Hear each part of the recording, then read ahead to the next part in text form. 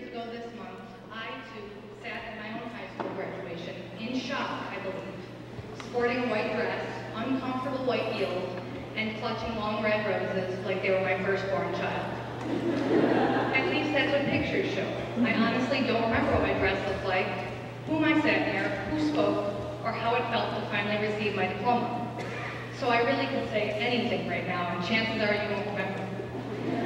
However, I do very clearly remember listening to Sir Mix-a-Lot's Baby Got Back at top volume on the ride. Fine hands in my friend's brand new car. I suppose that's the weird stuff of which memories are made. And if the lyrics weren't so wholly inappropriate and such an unfortunately uninspiring choice, I could have somehow woven them into my goodbye to you. Now that would be memorable for far too many reasons to list.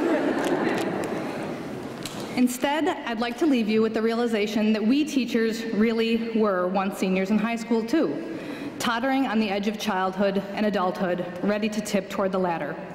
And yes, like ours, your years will fly by so quickly that someday before you know it, you will be left with only the residue of days like today.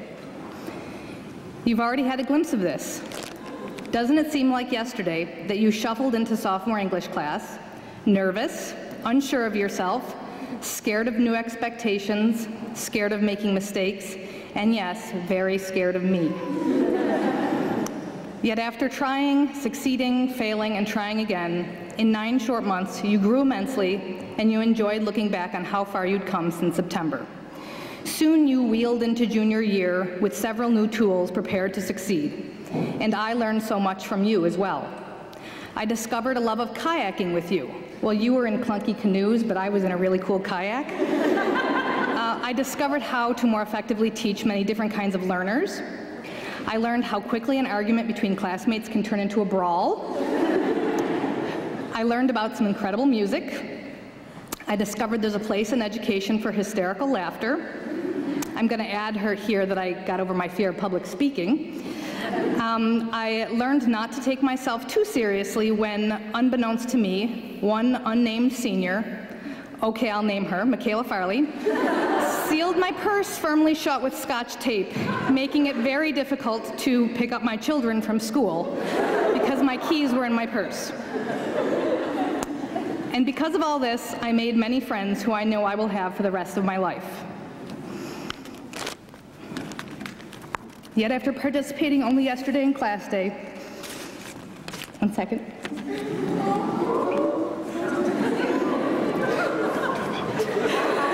A celebration of your past 4 years of friendship and academic success, I think it's fitting to close graduation with a focus on the future rather than the past. So if you've taken an English class at Sem, you're well aware of the literary trope, the hero's quest and the Bildungsroman. As a matter of fact, a quarter of you took a whole semester on this very topic. For those of you in the audience who don't know what our seniors know, in short, it's a common narrative framework. A young, inexperienced hero is given a mission wherein he or she must overcome great obstacles without the help of parents, prove incredible feats of strength, mental, emotional, and physical, and in the end, gain experience, maturity, and the knowledge of hidden inner strength. Think Odysseus, think Harry Potter, think Dorothy Hale. Well, my friends, it's your turn. This is it. You're writing your very own Bildungsroman, in which you cast yourself as the hero. When crossing the threshold of those doors, just as you have departed from Sem's great wooden doors for the last time as students, it's finally time to make some big choices. What quest have you given yourself? What quest will you give yourself? You'll need to imagine a master quest that frames your own narrative, and then several smaller sub-quests along the way. And there will be a few that you can't even imagine right now, some huge, some inconsequential. You'll also want to plan for the obstacles that may arise along the way too, what they may be and how you, the hero, will overcome them. Now, your quest may not be as far-fetched as killing the ultimately evil dark wizard, and your obstacle doesn't have to be an encounter with he who won't be named at a Tri-Wizard tournament. Your quest should be real, and it should be all your creation. So get to it, girls. We've done all we can do for now, and it's time for you to explore, absorb, learn, teach, and conquer the big world outside of Sem. This is where my graduation 20 years ago comes back in the picture. and the graduation day of all of your teachers at Buffalo Seminary. When faced with our own quests many years ago, we chose a path with very little fame or fortune, but one that would allow us to lay the groundwork for your own futures. Our paths have crossed yours on purpose, because this is how we complete our own quest and capture our own holy grail, through you. Every time you succeed or learn from your mistakes, you honor those who have put time, energy, and so much love into helping you become the women you are today.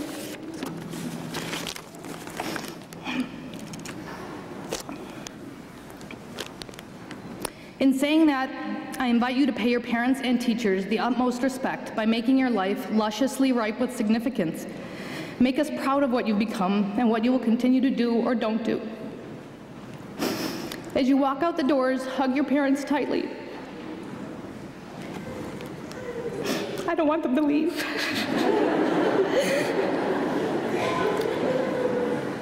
And thank them for the myriad of gifts they've given you.